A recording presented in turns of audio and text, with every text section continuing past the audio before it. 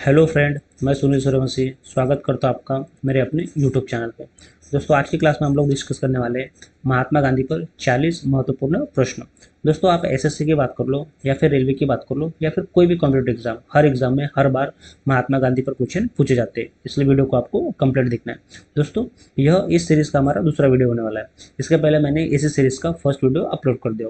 तो इस वीडियो को देखने के पहले आपको फर्स्ट वीडियो को देखना है, उसके बाद आपको सेकंड वीडियो देखना है। दोस्तों, इस वीडियो में हम लोग डिस्कस करने वाले 4 ऑप्शन और चारों ऑप्शन की पूर्ण जानकारी, फुल डिटेल्स। तो वीडियो को आपको कंप्लीट देखना है, वीडियो को आपको स्किप नहीं करना है। कभी आप चैनल पे नए हो तो चैनल को सब्सक्राइब करना है। तो चलो शुरू करते हैं। पहला क्वेश्चन आपको दिया कि दांडी यात्रा कितने दिनों तक चली थी। दांडी यात्रा कितने दिनों तक चली थी? 4 ऑप्शन आपको दिया है: 20 दिन, 24 दिन, 30 दिन और 12 दिन। तो वीडियो को पॉज करना है और इसका सही आंसर आपको बताना है कि दांडी यात्रा कितने दिनों तक चली थी। आई होप इसका सही आंसर आपने दिया होगा। आइए इसका सही आंसर देखते हैं। तो दोस्तों, इसका सही आंसर हो जाएगा दांडी यात्रा कितने दिनों तक चली थी। तो दांडी यात्रा चली थी 24 दिन तक। तो ये आपको याद रखना है। 12 मार्च 1930 से 5 अप्रैल 1930 तक चला, कुल 24 दिन।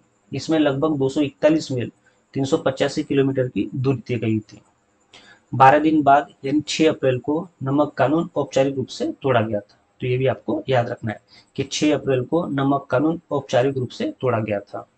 आइए नेक्स्ट क्वेश्चन देखते हैं।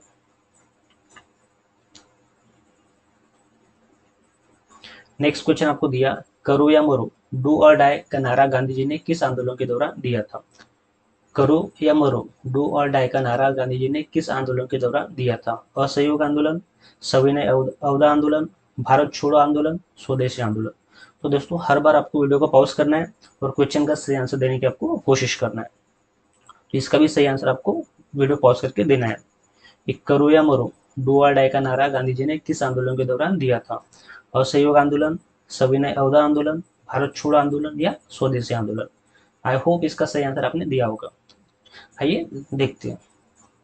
तो दोस्तों, इसका सही आंसर होगा आपका भारत छोड़ो आंदोलन। करो या मरो, डू और डाई का नारा गांधी जी ने भारत छोड़ो आंदोलन के समय दिया था। आइए यहाँ पे कुछ इंपॉर्टेंट पॉइंट डिस्कस करते हैं।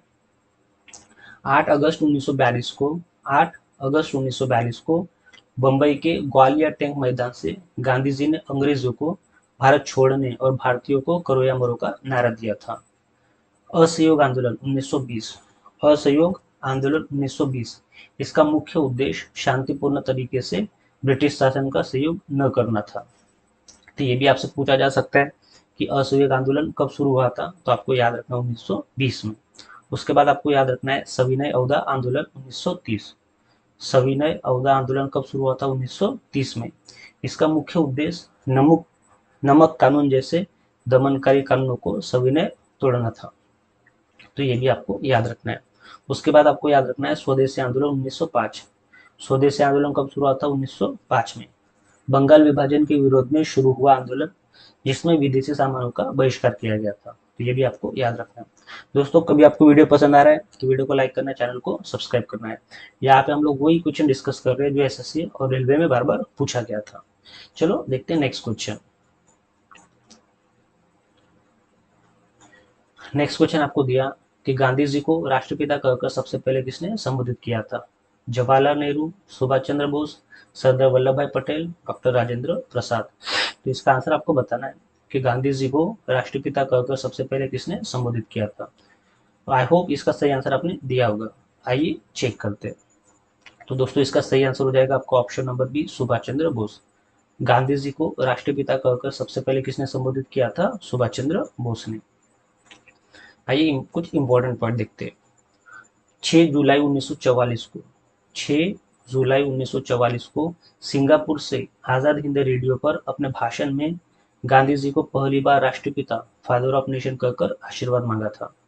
जवाहरलाल नेहरू गांधी जी के सबसे करीबी शिष्यों में से एक और भारत के पहले प्रधानमंत्री। ये भी आपको याद रखना है कि गांधी जी के सबसे करीबी शिष्य और भारत के पहले प्रधानमंत्री कौन थे? जवाहरलाल नेहरू। सरदार वल्लभ भाई पटेल को भारत का लौह पुरुष और पहले गृह मंत्री थे। सरदार वल्लभ भाई पटेल को भारत का लौह पुरुष कहा जाता था और सरदार वल्लभ भाई पटेल भारत के पहले गृह मंत्री थे। ये भी आपको याद रखना है। डॉक्टर राजेंद्र प्रसाद भारत के पहले राष्ट्रपति जिन्हें गांधी जी देश रत्न भी कहते थे, तो ये भी आपको याद रखना है। डॉक्टर राजेंद्र प्रसाद भारत के पहले राष्ट्रपति जिन्हें गांधी जी देश रत्न भी कहते थे। आइए देखते हैं नेक्स्ट क्वेश्चन। नेक्स्ट क्वेश्चन बहुत ही ज्यादा इंपॉर्टेंट है, बार बार रिपीट हुआ क्वेश्चन है ये, कि महात्मा गांधी और बाबा साहब आम्बेडकर के बीच पूना पैक्ट किस वर्ष हुआ था। दोस्तों ये क्वेश्चन आपको याद रखना है कि महात्मा गांधी और बाबा साहब आम्बेडकर के बीच पूना पैक्ट किस वर्ष हुआ था। 1930, 1931, 1932 और 1935। तो इसका सही आंसर आपको कमेंट करके बताना है, वीडियो को पॉज करना है और इसका सही आंसर आपको गेस करना है कि महात्मा गांधी और बाबा साहब आम्बेडकर के बीच पूना पैक्ट किस वर्ष हुआ था। आई होप इसका सही आंसर आपने दिया होगा। ये चेक करते हैं। तो महात्मा गांधी और बाबा साहब आम्बेडकर के बीच पूना पैक्ट 1932 में हुआ था, ये आपको याद रखना है। आइए इसको कुछ इंपॉर्टेंट पॉइंट डिस्कस करते हैं। 24 सितंबर 1932 को पुणे की यरवदा जेल में गांधी जी और डॉक्टर बी.आर. अम्बेडकर के बीच पूना पैक्ट हुआ, जिसके तहत दलितों के लिए पृथक निर्वाचन मंडप समाप्त कर प्रांतीय विधानमंडलों की सीटें आरक्षित की गई थी। तो ये भी आपको याद रखना है कि 24 सितंबर 1932 को पुणे की यरवदा जेल में गांधी जी और डॉक्टर बी.आर. अम्बेडकर के बीच पूना पैक्ट हुआ था। फिर आपको याद रखना है कि 1930 में प्रथम गोलमेज सम्मेलन का वर्ष है। प्रथम गोलमेज सम्मेलन कब हुआ था? 1930 में हुआ था। 1931, ये भी आपको याद रखना है, 1931 गांधी इरविन समझौता और द्वितीय गोलमेज सम्मेलन का वर्ष। यानी प्रथम गोलमेज सम्मेलन कब हुआ था? 1930 में। द्वितीय गोलमेज सम्मेलन कब हुआ था? 1931 में। और आपको ये भी याद रखना है कि गांधी इरविन समझौता कब हुआ था? 1931 में हुआ था। फिर आता है आपका 1935। 1935 गवर्नमेंट ऑफ इंडिया एक्ट पास होने का वर्ष है। गवर्नमेंट ऑफ इंडिया एक्ट कब पास हुआ था? 1935 में पास हुआ था, ये भी आपको याद रखना है। दोस्तों वीडियो आपको पसंद आ रहा है तो वीडियो को लाइक करना, चैनल को सब्सक्राइब करना है। आइए देखते हैं नेक्स्ट क्वेश्चन।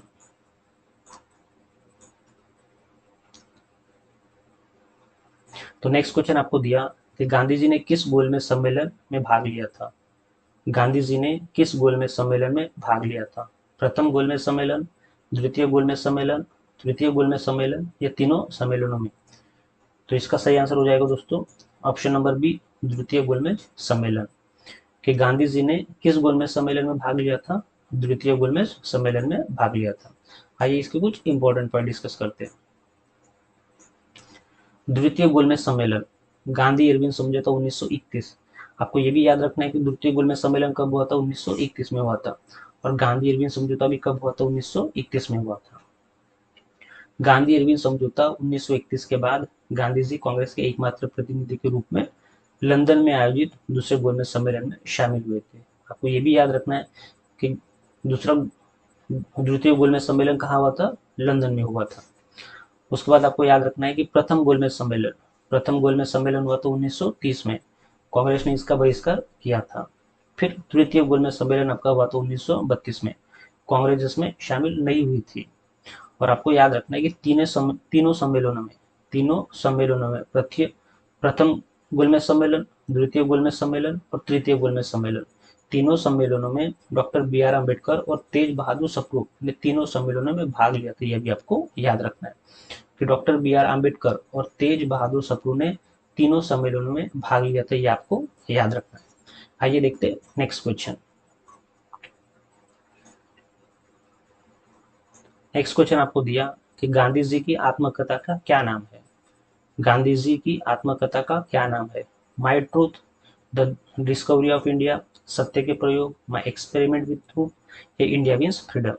तो दोस्तों वीडियो को पॉज करना है और इसका सही आंसर आपको बताने की कोशिश करना है। गांधी जी की आत्मकथा का क्या नाम है? My truth, the discovery of India, सत्य के प्रयोग, ये India means freedom. I hope इसका आंसर आपने दिया होगा। तो दोस्तों इसका सही आंसर है आपका सत्य के प्रयोग, माई एक्सपेरिमेंट विथ ट्रूथ। यह गांधी जी की आत्मकथा है। सत्य के प्रयोग, यह गांधी जी की आत्मकथा है जो मूल रूप से गुजराती भाषा में लिखी गई थी। यह उनके बचपन से लेकर 1921 तक के जीवन को दर्शाती है, तो ये भी आपको याद रखना है। माई ट्रूथ, यह इंदिरा गांधी से संबंधित संकलन पुस्तक है। माई ट्रूथ, यह इंदिरा गांधी से संबंधित संकलन पुस्तक है। The discovery of India, the discovery of India, यह जवाहरलाल नेहरू द्वारा Ahmednagar court Ahmednagar fort jail में लिखी गई प्रसिद्ध पुस्तक है, तो ये भी आपको याद रखना है। द डिस्कवरी ऑफ इंडिया, यह जवाहरलाल नेहरू द्वारा अहमदनगर फोर्ट जेल में लिखी गई प्रसिद्ध पुस्तक है। और इंडिया मीन्स फ्रीडम, यह मौलाना अबुल कलाम आजाद की आत्मकथा है, ये भी आपको याद रखना है। सत्य के प्रयोग, यह महात्मा गांधी की आत्मकथा है। और इंडिया मीन्स फ्रीडम, यह मौलाना अबुल कलाम आजाद की आत्मकथा है, तो ये भी आपको याद रखना है। आइए देखते हैं नेक्स्ट क्वेश्चन। तो मोस्ट इंपॉर्टेंट क्वेश्चन है ये कि महात्मा गांधी की हत्या कब की गई थी। महात्मा गांधी की हत्या कब की गई थी? 30 जनवरी 1947, 30 जनवरी 1948, 30 जनवरी 1949 या 2 अक्टूबर 1948। आई होप इसका सही आंसर आपने दिया होगा कि महात्मा गांधी की हत्या कब की गई थी। आइए चेक करते हैं। तो याद रखना है आपको 30 जनवरी 1948 को, 30 जनवरी 1948 को महात्मा गांधी की हत्या की गई थी। नई दिल्ली के बिड़ला भवन में, नई दिल्ली के बिड़ला भवन में शाम की प्रार्थना सभा के दौरान नाथूराम गोडसे ने गांधी जी की गोली मारकर हत्या कर दी थी। इस दिन को भारत में शहीद दिवस के रूप में मनाया जाता है। आपको ये भी याद रखना है कि 30 जनवरी को भारत में शहीद दिवस के रूप में मनाया जाता है। आइए देखते नेक्स्ट क्वेश्चन। नेक्स्ट क्वेश्चन आपको दिया कि गांधी जी के समाधि स्थल को किस नाम से जाना जाता है। गांधी जी के समाधि स्थल को किस नाम से जाना जाता है? विजय घाट, शांतिवन, राजघाट, शक्ति स्थल। गांधी जी के समाधि स्थल को किस नाम से जाना जाता है? विजय घाट, शांतिवन, राजघाट, शक्ति स्थल। तो दोस्तों इसका सही आंसर हो जाएगा आपका option number C, Rajghat. Gandhi ji के समाधि स्थल को किस नाम से जाना जाता है? राजघाट। राजघाट दिल्ली में यमुना नदी के किनारे स्थित महात्मा गांधी का समाधि स्थल है, जहां उनके अंतिम शब्द हे राम अंकित है। विजय घाट, आपको ये भी याद रखना है कि विजय घाट यह भारत के दूसरे प्रधानमंत्री लाल बहादुर शास्त्री का समाधि स्थल है। भारत के दूसरे प्रधानमंत्री कौन है? लाल बहादुर शास्त्री, और उनका समाधि स्थल क्या है? विजय घाट, ये भी आपको याद रखना है। शांतिवन, यह भारत के पहले प्रधानमंत्री जवाहरलाल नेहरू का समाधि स्थल है। शांतिवन यह भारत के पहले प्रधानमंत्री जवाहरलाल नेहरू का समाधि स्थल है, ये भी आपको याद रखना है। और शक्ति स्थल, शक्ति स्थल यह भारत की पहली महिला प्रधानमंत्री इंदिरा गांधी का समाधि स्थल है, ये भी आपको याद रखना है। दोस्तों वीडियो आपको पसंद आ रहा है तो वीडियो को लाइक करना, चैनल को सब्सक्राइब करना है। आइए देखते हैं नेक्स्ट क्वेश्चन।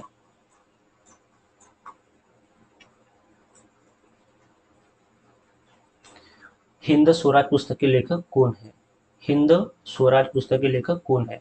बाल गंगाधर तिलक, महात्मा गांधी, अरविंद घोष, जवाहरलाल नेहरू।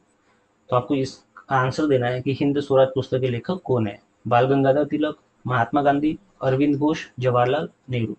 तो दोस्तों इसका सही आंसर हो जाएगा आपका option number B, Mahatma Gandhi. Hind Swaraj पुस्तक के लेखक कौन है? महात्मा गांधी, ये आपको याद रखना है। आइए इसके कुछ इंपॉर्टेंट पॉइंट डिस्कस करते हैं।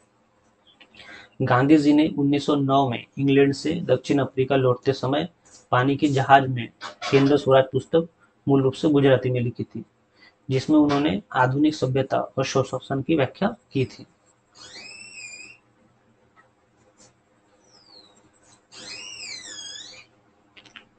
गांधी जी ने 1909 में इंग्लैंड से दक्षिण अफ्रीका लौटते समय पानी के जहाज में हिंदू स्वराज पुस्तक मूल रूप से गुजराती में लिखी थी, जिसमें उन्होंने आधुनिक सभ्यता और सुशासन की व्याख्या की थी। बाल गंगाधर तिलक, बाल गंगाधर तिलक इन्होंने जेल में गीता रहस्य नामक प्रसिद्ध पुस्तक लिखी थी, तो ये भी आपको याद रखना है कि बाल गंगाधर तिलक इन्होंने जेल में गीता रहस्य नामक प्रसिद्ध पुस्तक लिखी थी। अरविंद घोष प्रसिद्ध क्रांतिकारी और दार्शनिक, जिन्होंने लाइफ डिवाइन लिखी थी। तो लाइफ डिवाइन किसकी पुस्तक है? अरविंद घोष की, ये भी आपको याद रखना है। गीता रहस्य नामक पुस्तक किसने लिखा था? बाल गंगाधर तिलक ने लिखा था। लाइफ डिवाइन यह किसने लिखा? अरविंद घोष ने लिखा। और ग्लिम्स ऑफ वर्ल्ड हिस्ट्री के लेखक कौन है? जवाहरलाल नेहरू, ये भी आपको याद रखना है कि ग्लिम्स ऑफ वर्ल्ड हिस्ट्री के लेखक कौन है? जवाहरलाल नेहरू। आइए देखते हैं नेक्स्ट क्वेश्चन।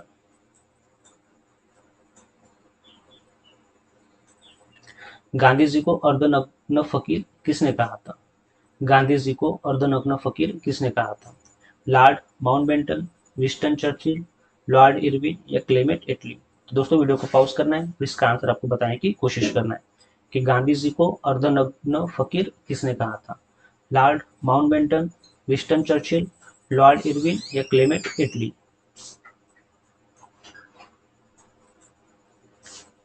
आई होप इसका आंसर आपने दिया होगा कि गांधी जी को अर्धनग्न फकीर, हाफ नेक फकीर किसने कहा था? तो दोस्तों इसका सही आंसर हो जाएगा आपको option number B, Winston Churchill. Winston Churchill ने महात्मा गांधी को अर्धनग्न फकीर कहा था, ये आपको याद रखना है। आइए इसके कुछ इंपॉर्टेंट पॉइंट देखते हैं। ब्रिटेन के इस रूढ़िवादी नेता ने द्वितीय गोलमेज सम्मेलन के दौरान गांधी जी को सेंट जेम्स पैलेस की सीढ़ियां चढ़ते देख देशद्रोही अर्धनग्न फकीर कहा था, ये आपको याद रखना है। कि विंस्टन चर्चिल ने महात्मा गांधी को अर्धनग्न फकीर कहा था, ये आपको याद रखना है। लॉर्ड माउंटबेटन भारत के अंतिम ब्रिटिश वायसराय, जिन्होंने गांधी जी को वन मैन बाउंड्री फोर्स कहा था, तो ये भी आपको याद रखना है कि भारत के अंतिम ब्रिटिश वायसराय कौन थे? लॉर्ड माउंटबेटन, और इन्होंने गांधी जी को वन मैन बाउंड्री फोर्स कहा था, ये भी आपको याद रखना है। लॉर्ड इरविन 1931 में गांधी जी के साथ समझौता करने वाले वायसराय थे, तो ये भी आपको याद रखना है। 1931 में गांधी जी के साथ समझौता करने वाले वायसराय कौन थे? लॉर्ड इरविन थे। और क्लेमेंट एटली भारत की आजादी के समय ब्रिटेन के प्रधानमंत्री, कौन थे? क्लेमेंट एटली थे, ये भी आपको याद रखना है। भारत की आजादी के समय ब्रिटेन के प्रधानमंत्री कौन थे? क्लेमेंट एटली थे, ये भी आपको याद रखना है।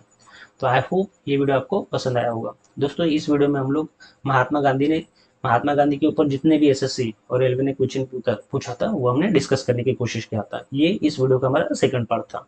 आई होप ये वीडियो आपको पसंद आया होगा। दोस्तों वीडियो आपको पसंद आया होगा तो वीडियो को लाइक करना